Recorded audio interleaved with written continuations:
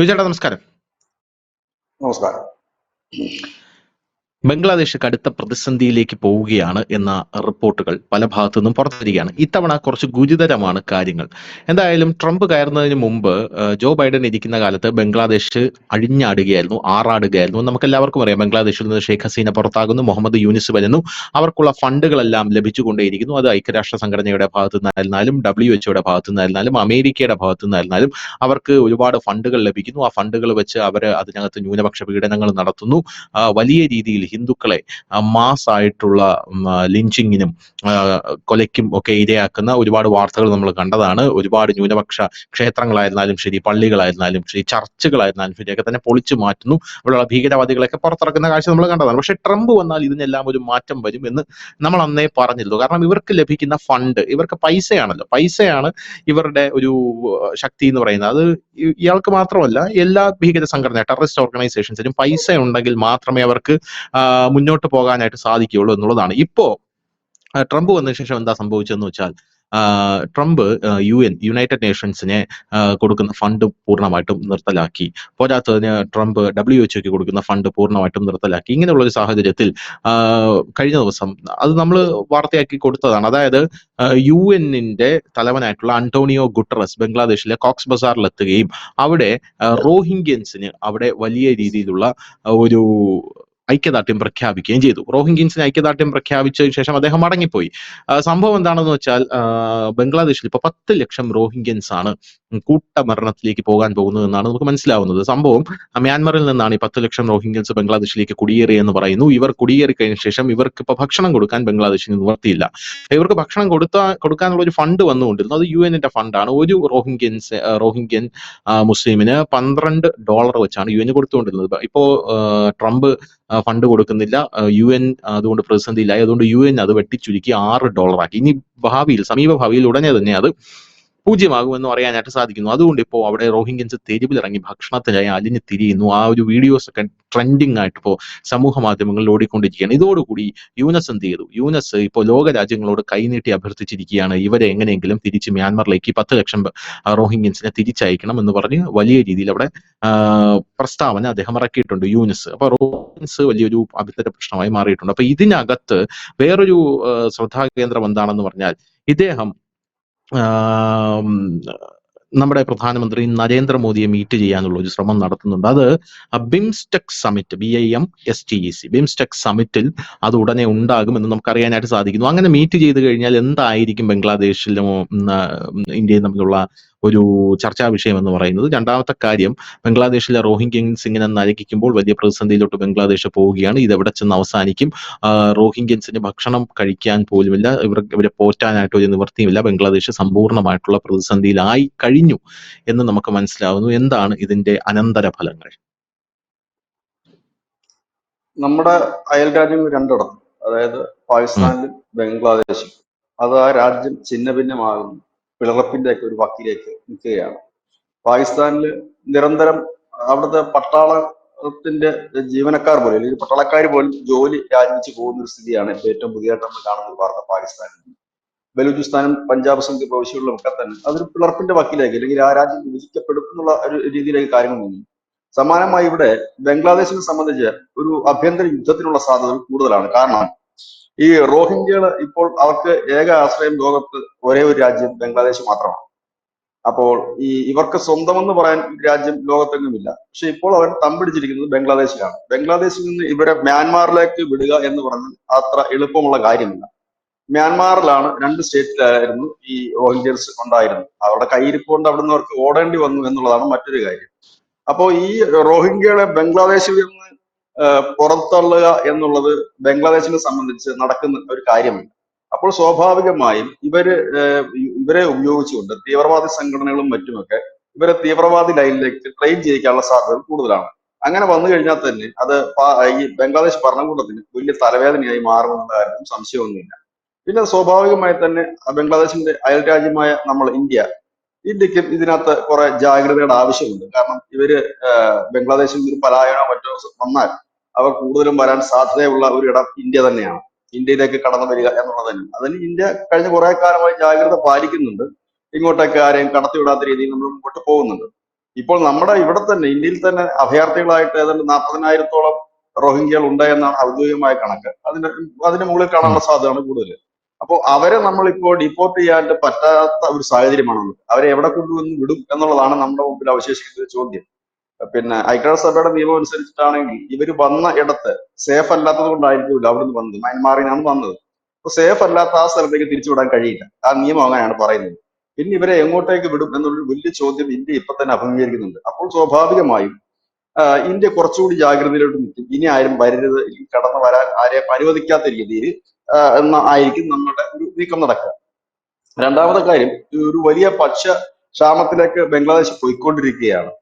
മുമ്പ് നമ്മളിത് പാകിസ്ഥാനിലും കണ്ടതാണ്. അതിന് സമാനമായ രീതിയിലേക്ക് ബംഗ്ലാദേശ് നീങ്ങിക്കൊണ്ടിരിക്കുമ്പോൾ ഇന്ത്യ ഒരുപക്ഷെ മുൻകാലങ്ങളിൽ ഈ അഫ്ഗാനിസ്ഥാൻ മറ്റുമൊക്കെ ചെയ്തതുപോലെ ഭക്ഷണം എത്തിക്കാൻ ഒരു നടപടി ചിലപ്പോൾ നൽകിയേക്കും. പക്ഷെ ഗോതമ്പോ അരിയോ എന്തെങ്കിലും ഒക്കെ, കാരണം ഇന്ത്യ ഇങ്ങനെയുള്ള ഇടങ്ങളിലൊക്കെ അത്തരത്തിലൊരു നിലപാടെടുക്കുന്ന ഒരു രാജ്യമാണ്, നൽകാനും ഒരു സാധ്യതയുണ്ട്. പക്ഷെ ഇത് കോംപ്രമൈസ് ആകുക എന്നുള്ള ഒരു വിഷയമില്ല. കാരണം മ്യാൻമാറിൽ കൊണ്ട് ഇവരെ കുടിയിരുത്തുന്നതിനോട് ചൈനയ്ക്കോ ഇന്ത്യക്കോ ഭൂട്ടാനോ ഒന്നും വലിയ താല്പര്യമില്ല. അവിടെ നിൽക്കാൻ വേറെ ആരും ഇല്ല എന്നുള്ളതാണ് യാഥാർത്ഥ്യം. ആകെ ഉള്ളത് ഈ പറയുന്ന ബംഗ്ലാദേശിന്റെ ഭരണകൂടം മാത്രമാണ്. പിന്നെ പാകിസ്ഥാനെ ഉം. സംബന്ധിച്ചാണെങ്കിൽ അവർക്ക് ഇതൊന്നും ഇപ്പൊ ശ്രദ്ധിക്കാനൊട്ട് നേരമില്ല. കാരണം അവരുടെ രാജ്യം തന്നെ ഏതാണ്ട് ഛിന്ന ഭിന്നമാകുന്ന ഒരു സ്ഥിതിവിശേഷമാണ്. അപ്പൊ റോഹിംഗ്യകൾ ഒരു വലിയൊരു തലവേദന തന്നെ സൃഷ്ടിക്കും, പ്രത്യേകിച്ച് ഈ ഒരു മേഖലയിൽ. പിന്നെ ഇതിനകത്ത് ചില ഡീലുകളും നടക്കാനുള്ള സാധ്യതകൾ കൂടുതലുണ്ട്. കാരണം ഇതൊരു വലിയ ആഭ്യന്തര യുദ്ധത്തിലേക്ക് നീങ്ങുകയാണ് എങ്കിൽ ഇന്ത്യ ഒരുപക്ഷെ ഇതിനകത്ത് ഇടപെട്ട് ഇവർക്ക് എന്തെങ്കിലും സഹായം ചെയ്യണമെങ്കിൽ ഇന്ത്യക്ക് ഇന്ത്യയുടേതായ നേട്ടം ഉണ്ടാകേണ്ടതുണ്ട്. അപ്പോൾ ചിക്കനൊക്കെ നമ്മൾ ഒന്ന് എക്സ്പാൻഡ് ചെയ്യാൻ വേണ്ടിയിട്ടോ ഇല്ലെങ്കിൽ അതിനടുത്ത് കിടക്കുന്ന സ്ഥലങ്ങൾ പിടിച്ചെടുത്തുകൊണ്ട് ആ ഒരു മേഖല നമ്മുടെ കയ്യിൽ വെച്ചുകൊണ്ട് ചിലപ്പോൾ നമ്മൾ ഈ എന്തെങ്കിലും ഒരു ഡീൽസ് ഇവരുമായിട്ട് ഉണ്ടാക്കും. ഈ റോഹിംഗ്യകളെ എങ്ങനെയെങ്കിലും ഒക്കെ അവിടെ നിന്ന് നീക്കം ചെയ്യാനോ അല്ലെങ്കിൽ അവരെ മ്യാൻമാറിലേക്ക്, കാരണം അരക്കൻ ആർമിയൊക്കെ ആയിട്ട് സംസാരിച്ചുകൊണ്ട് അവർക്ക് ഏതെങ്കിലും ഒരു സ്ഥലത്തേക്ക് ഇവരെ മാറ്റാനുള്ള സാധ്യതകൾ നിലനിൽക്കുന്നുണ്ട്. കാരണം ഇപ്പോൾ അങ്ങനെയാണ് കാര്യങ്ങൾ മുമ്പോട്ട് പോകുന്നത്. ഇപ്പൊ പാകിസ്ഥാനിലാണെങ്കിലും അവിടുത്തെ പ്രശ്നങ്ങൾ കൊണ്ട് അത് ഛിന്ന ഭിന്നമാകുമ്പോൾ നമ്മൾ നോക്കുന്നത് മുഴുവൻ പാക് അധിനിവേശ കാശ്മീർ നമ്മളോടൊപ്പം ചേരുന്ന കാര്യമാണ്. ബംഗ്ലാദേശിൽ ഇത് ഛിന്ന ഭിന്നമാകുമ്പോൾ നമ്മൾ നമ്മുടെ അതിർത്തി പ്രദേശം സേഫ് ആക്കുന്നതിനെ കുറിച്ചാണ് നമ്മൾ ചിന്തിക്കുന്നത്. പ്രത്യേകിച്ച് ഈ ചിക്കനൊക്കെ നമ്മൾ വളരെ കാലമായിട്ട് അവിടെ ദ്രുതഗതിയിലാണ് അവിടുത്തെ പണികൾ നടക്കുന്നത്. റെയിൽവേയുടെ പണി നടക്കുന്നുണ്ട്, അതുപോലെ കപ്പൽ ചാലിന്റെ പണി നടക്കുന്നുണ്ട്. അതെല്ലാം നമുക്കൊരു ലക്ഷ്യമുണ്ടായിട്ടാണ് നമ്മൾ ആ പണി നേരത്തെ തന്നെ തുടങ്ങി വെച്ചിരുന്നത്. അപ്പോൾ ഇങ്ങനെ ഒരു സാധ്യതകൾ കാണുന്നുണ്ട്. അതായത് നമുക്ക് യുദ്ധം ചെയ്യാതെ തന്നെ നമ്മളിലേക്ക് ഇതെല്ലാം എത്തിച്ചേരും എന്ന് തന്നെയാണ് നമ്മളുടെ ആഭ്യന്തരമന്ത്രി ആയാലും പ്രതിരോധ മന്ത്രി ആയാലും ഇടയ്ക്കിടയ്ക്ക് പറയുന്നത്. അപ്പൊ ഏതായാലും ഈ യൂനസ് പോയി നരേന്ദ്രമോദി കാണുമോ എന്നറിയില്ല. അതായത് നരേന്ദ്രമോദി കണ്ടാലും ഇതിനകത്ത് പ്രത്യക്ഷമായിട്ട് സഹായമൊന്നും ഉണ്ടായില്ല. ഈ ഭക്ഷണം, മരുന്ന്, ഇങ്ങനെയൊക്കെയുള്ള കാര്യങ്ങൾ ഹെൽപ്പ് ഒരുപക്ഷെ ഉണ്ടായെന്നിരിക്കാം. പക്ഷെ എന്നാലും ഇന്ത്യക്ക് ഒരു പരിധിയുണ്ട് ഇതെല്ലാം കൊടുക്കുമ്പോൾ. കാരണം ഉള്ള കാലം മുഴുവൻ കൊടുത്ത് ഇവരെ പോറ്റാൻ കഴിയില്ല. അപ്പോ അങ്ങനെ ഒരു കാര്യം. രണ്ട്, ഐക്യരാഷ്ട്രസഭയെ കുറിച്ച് ഇപ്പൊ വലിയ മതിപ്പ് ഇന്ത്യക്കും ഇല്ല, അമേരിക്കയ്ക്കും ഇല്ല, അതെ. ആർക്കും ഇല്ല. അപ്പൊ അങ്ങനെ ഒരു സിസ്റ്റം കൊണ്ടുവരുമ്പോ ആ സിസ്റ്റത്തിലൂടെ നിൽക്കാൻ ഇവരാരും തയ്യാറായില്ല. ഡൊണാൾഡ് ട്രംപ് എപ്പോ നാക്കുളച്ച കുറ്റം പറയുന്ന ഒരു വ്യക്തി. കഴിഞ്ഞ ദിവസം നമ്മുടെ എസ് ജയശങ്കറും പറഞ്ഞു അതൊന്നും സിസ്റ്റമാറ്റിക് അല്ല പോകുന്നത്. അപ്പൊ അങ്ങനെ നിൽക്കുന്നു. ഇനി യെസ്. ഇവരെ ആര് സഹായിക്കുമെന്ന് വലിയ വലിയ ചോദ്യം ഉയരുന്നുണ്ട്. ഈ ഐക്യരാഷ്ട്രസഭ ഇത് സ്വന്തമായിട്ട് പണമില്ലല്ലോ. ഈ അമേരിക്ക പോലുള്ള രാജ്യങ്ങൾ നൽകുന്ന ഫണ്ട് തന്നെയാണ് ഐക്യരാഷ്ട്രസഭ എടുത്തിട്ട് എല്ലാവർക്കും കൊടുക്കുന്നതൊക്കെ. അപ്പൊ അവരുടെ ഫണ്ട് നിന്ന് പോയി കഴിഞ്ഞാൽ പിന്നെ അവർക്ക് വേറെ വഴിയില്ല. അപ്പൊ അത് വേറെ ഒരു കടലാസ സംഘടനയായിട്ട് ഇപ്പൊ മാറിക്കഴിഞ്ഞിരിക്കുന്നു. ഒപ്പം തന്നെ ഈ റോഹിംഗ്യകളെ ആര് ഹെൽപ്പ് ചെയ്യും എന്നൊരു വലിയ ചോദ്യമാണ്. ഇത് ഇവരെ ഏറ്റെടുക്കാൻ ആരെങ്കിലും വേണ്ടേ? ഏതായാലും മുസ്ലിം ഉം. രാഷ്ട്രങ്ങളൊന്നും ഇവരെ എടുക്കില്ല എന്നുള്ള കാര്യം ഉറപ്പാണ്. ഈ ഒടുവിൽ അവരെ എടുത്തുകൊണ്ടിരുന്ന രാജ്യം മലേഷ്യയായിരുന്നു. ഒടുവിൽ അവർ പോലും അവരെ തള്ളിക്കളഞ്ഞിട്ടുണ്ട്, മലേഷ്യ. പിന്നെ ഇവർക്ക് പോകാൻ മറ്റ് രാജ്യങ്ങളില്ല എന്നുള്ളതാണ്. നമ്മൾ ഈ വലിയ രീതിയിൽ കാര്യങ്ങൾ പറയുമ്പോൾ ഇവരെ ഏറ്റെടുക്കുന്നതിന് വേണ്ടിയിട്ട് പാകിസ്ഥാൻ തയ്യാറാകുന്നില്ല, മറ്റേ ഈ താജിക്കിസ്ഥാൻ, ഉസ്ബെക്കിസ്ഥാൻ പോലെയുള്ള രാജ്യങ്ങൾ തയ്യാറാകുന്നില്ല, ഇന്തോനേഷ്യ തയ്യാറാകുന്നില്ല, GCC ഉം. കൺട്രീസ് ഒന്നും തയ്യാറാകുന്നില്ല. ഇവരൊന്നും തയ്യാറാകുന്നില്ല ഇവരെ ഏറ്റെടുക്കാൻ. എന്തുകൊണ്ടാണ് എന്നുള്ളത് അവർക്ക് തന്നെ അറിയാം. ഇവർ വന്നു കഴിഞ്ഞാൽ തലവേദനയാണ്. അപ്പോഴും നമ്മൾ ഉം. ഏറ്റെടുക്കണം എന്ന് ചിലരൊക്കെ നമ്മുടെ കേരളത്തിലൊക്കെ ഇരുന്ന് പറയുന്നുണ്ട്. റോഹിംഗ്യകളെ നമ്മൾ ഏറ്റെടുക്കണം എന്ന് പറഞ്ഞാൽ നമുക്ക് ആ ബാധ്യത ഏറ്റെടുക്കേണ്ട ആവശ്യമില്ല. കാരണം ആ ബാധ്യത എന്ന് മാത്രമല്ല, ഈ ഭൂരിപക്ഷം പേരും ക്രിമിനൽസുകളാണ്. അപ്പൊ അങ്ങനെ എടുത്ത് നമ്മുടെ നാട്ടിൽ ഇപ്പോൾ ഉള്ള തലവേദന തന്നെ തീർക്കാൻ വേണ്ടി നമ്മൾ ഓടി നടക്കുന്നിടത്താണ് ഈ മറ്റു തലവേദനകൾ വരുന്നത്. അപ്പൊ ഏതായാലും ഈ ഇനി ഒരുപക്ഷെ അവിടെ സംഭവിക്കാതിരിക്കുന്നത്, നമ്മുടെ പട്ടാളം അവിടെ ഒരു സമയം കൊടുത്തിട്ടുണ്ട്. അവിടുത്തെ പട്ടാള മേധാവി ഉസമാൻ, അവിടുത്തെ വഖാർ സംയുക്ത സേനാ ഉസ്സമാൻ. മേധാവി പറഞ്ഞിട്ടുണ്ട്. ഉസമാൻ ഇത് ഇങ്ങനെ പോകാൻ ശരിയാകത്തില്ല, ഞങ്ങൾ നേരെ കൊണ്ടുവരും. പക്ഷെ അവരിറങ്ങി ഇതെല്ലാം അങ്ങനെ ആയിരിക്കും. അവരിറങ്ങി ഇതിന്റെ അധികാരം പിടിച്ചെടുക്കും. ഒരുപക്ഷെ ഷേഖ് ഹസീന വീണ്ടും മടങ്ങി വരാൻ സാധ്യതകൾ കൂടുന്നുണ്ട്. കാരണം അവരുടെ നേതാക്കന്മാരൊക്കെ, അവാമി ലീഗിന്റെ നേതാക്കന്മാരൊക്കെ പരസ്യമായിട്ട് പറയാൻ തുടങ്ങിയിട്ടുണ്ട് ഷേഖ് ഹസീന വീണ്ടും വരികയും ഈ അരക്കൻ ആർമി ആ പിടിച്ചെടുത്ത പ്രദേശം അവരുടെ കയ്യിൽ വെക്കുകയും ഇന്ത്യക്ക് ഈ ചിക്കൻ നെക്ക് ഉൾപ്പെടെയുള്ള ആ സ്ഥലങ്ങൾ ഇന്ത്യക്കും വിട്ടുകിട്ടുകയും കൂടെ ചെയ്തു കഴിഞ്ഞാൽ തൽക്കാലം ബംഗ്ലാദേശിന്റെ പ്രശ്നങ്ങളൊക്കെ മാറും. കാരണം ഈ ഒരു പുതിയ ഭരണകൂടമാണ് വരുന്നതെങ്കിൽ പഴയതുപോലെ ഇന്ത്യയുടെ ഭാഗത്തു നിന്നൊക്കെയുള്ള സഹായം ഉണ്ടാകും. ട്രംപും ചിലപ്പോൾ എന്തെങ്കിലുമൊക്കെ ഒരു വിട്ടുവീഴ്ച ആ കേസിൽ ചെയ്തു എന്നിരിക്കാം. അതല്ല എങ്കിൽ എന്നേക്കുമായി ബംഗ്ലാദേശ് തകർന്ന് തരിപ്പണമാകുന്ന ഒരു കാഴ്ചയായിരിക്കും നമുക്ക് കാണാൻ കഴിയുന്നത്. കാരണം പാകിസ്ഥാനിൽ ഏതാണ്ട് അവർ വിതച്ചതെല്ലാം കൊയ്തുകൊണ്ടിരിക്കുകയാണ്. അവർക്ക് വേണ്ടിയിട്ടും കരയാനും നിലവിളിക്കാനും ഒന്നും ആരുമില്ല. ഇപ്പോൾ ഇവരുടെ കേസിലും അങ്ങനെയാണ്. കാരണം അവരായിട്ട് തന്നെ വരുത്തി വെച്ച അതിന്റെ തിക്തഫലങ്ങളാണ് അവരൊക്കെ ഇപ്പോൾ അനുഭവിച്ചുകൊണ്ടിരിക്കുന്നത്.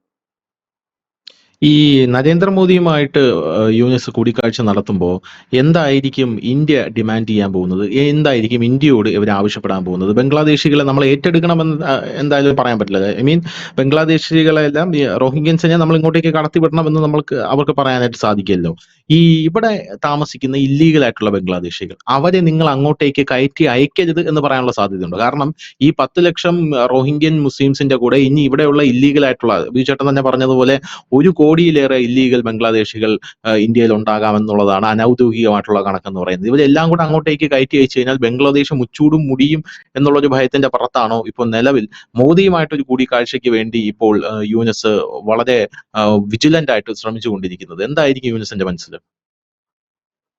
2016 കിരൺ റിജ്ജു പാർലമെന്റിൽ പറഞ്ഞത് 2 കോടി ഉണ്ടെന്നാണ് ബംഗ്ലാദേശിൽ. 2 കോടി. ഇതെല്ലാം ഇല്ലീഗലായിട്ട് വന്നവരല്ല. ഇതിനകത്ത് പാസ്പോർട്ട് ഉള്ളവരുണ്ട്, വിസ ഉള്ളവരുണ്ട്, ജോലിക്കായിട്ട് വന്നവരുണ്ട്, പല രീതിയിൽ വന്നവരുണ്ട്, സ്റ്റുഡൻസ് വിസ വന്നവരുണ്ട്, ചികിത്സയ്ക്ക് വന്നവരൊക്കെ ഉണ്ട്. അത് ഒരു കുറച്ച് ശതമാനമേ കാണത്തുള്ളൂ. ബാക്കി കൂടുതലും പേര് ഇല്ലീഗലായിട്ടാണ് വരുന്നത്. ഇപ്പൊ നമ്മളവരെ പിടിച്ച് പുറത്താക്കിക്കൊണ്ടേ ഇരിക്കുന്ന ഒരു പ്രക്രിയ നടന്നുകൊണ്ടിരിക്കുന്നത്. അപ്പൊ എന്തായാലും അത് നിങ്ങൾ കയറ്റിവിടരുതെന്ന് പറയാൻ പറ്റത്തില്ല ഒരു രാജ്യത്ത്. പകരം ഞങ്ങൾക്ക് സമയം തരണം എന്നായിരിക്കും ഒരു ആവശ്യപ്പെടാൻ പോകുന്ന ഒരു കാര്യം. അതാണ് ഒരു രാജ്യത്തിന് ഞങ്ങളുടെ നാട്ടുകാരെ ഇങ്ങോട്ട് തരരുത് എന്ന് പറഞ്ഞാൽ അത് വലിയൊരു സ്റ്റേറ്റ്മെന്റ് ആണ് അത്. അപ്പൊ അത് പറയാൻ സാധ്യതയില്ല. ഞങ്ങൾക്ക് ഒരു സമയം ചോദിക്കാൻ സാധ്യതയുണ്ട്. രണ്ടാമത്തെ കാര്യം, ഈ റോഹിംഗ്യയുടെ വിഷയം ചർച്ചയ്ക്ക് വരാനുള്ള സാധ്യതകൾ വളരെ കൂടുതലാണ്. ഒരുപക്ഷെ ഇന്ത്യ അവരെ അക്കോമഡേറ്റ് ചെയ്യണം എന്ന് മുമ്പൊരിക്കൽ യൂനസ് പറഞ്ഞെങ്കിൽ ഇന്ന് യൂനസിന് ഇത് പറയാനുള്ള കപ്പാസിറ്റി ഇല്ല.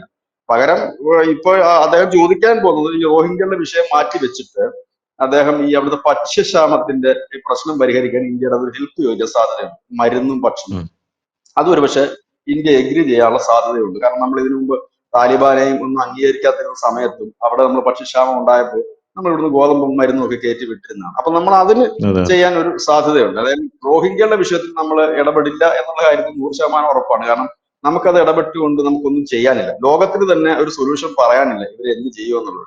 ഇവർക്ക് പോകാൻ കഴിയുന്ന ഈ മ്യാൻമാറിൽ അവരുണ്ടായിരുന്ന ഇടത്ത് തന്നെയാണ്. അവിടെ ഇപ്പോൾ ഈ ആഭ്യന്തര യുദ്ധം രൂക്ഷമായിരിക്കുന്നുണ്ട്. അവിടെ പോകാനും കഴിയുന്നില്ല. ഒന്നുകിൽ അവിടെ പ്രശ്നങ്ങളൊക്കെ സോൾവ് ചെയ്തുകൊണ്ട് ഇവരെ അവിടുത്തെ ഏതെങ്കിലും ഒരു ഭാഗത്തേക്ക് മാറ്റി പാർപ്പിക്കുക എന്നുള്ളതേ ഉള്ളൂ. പക്ഷെ അത് ഇന്നും നാളെയായിട്ടൊന്നും നടക്കുന്ന കാര്യങ്ങളല്ല. വർഷങ്ങളെടുക്കും ആ ഒരു പ്രക്രിയ പൂർത്തിയാകാനായിട്ട്. ഇതില്ല എങ്കിൽ ഇതൊരു വലിയ കൊലപാതകമൊക്കെ ആയി ലക്ഷങ്ങൾ ബംഗ്ലാദേശിൽ പിടഞ്ഞു വീണ് മരിക്കും. ഇതിനു വേണ്ടി വിലപിക്കാനോ കരയാനോ ഒന്നും ആരും ഉണ്ടാകില്ല. നമ്മുടെ ഈ ഉയ്ഗൂറുകളെയൊക്കെ കൊല്ലുന്നതൊക്കെ ഒരു സൈഡിൽ കൂടെ അരക്കൻ ആർമി കയറി അടിക്കും. പിന്നെ ഈ ബംഗ്ലാദേശിലുള്ള പട്ടാളം ഒരുപക്ഷെ ഈ ഇവരുടെ ക്യാമ്പുകൾ തുറന്ന് അതിനു വേണ്ടി കൊടുക്കാനും മതി അരക്കൻസിന് കയറി അടിക്കാൻ വേണ്ടിയിട്ട്. അങ്ങനെയും ചെയ്യാം. സാധ്യത വളരെ കൂടുതലാണ്. എന്തായാലും ഇന്ത്യ ചെയ്യാൻ പോകുന്ന ആകെ ഒരു കാര്യം ഈ മരുന്നും ഭക്ഷണവും കൊടുക്കും എന്നുള്ളതേ ഉള്ളൂ.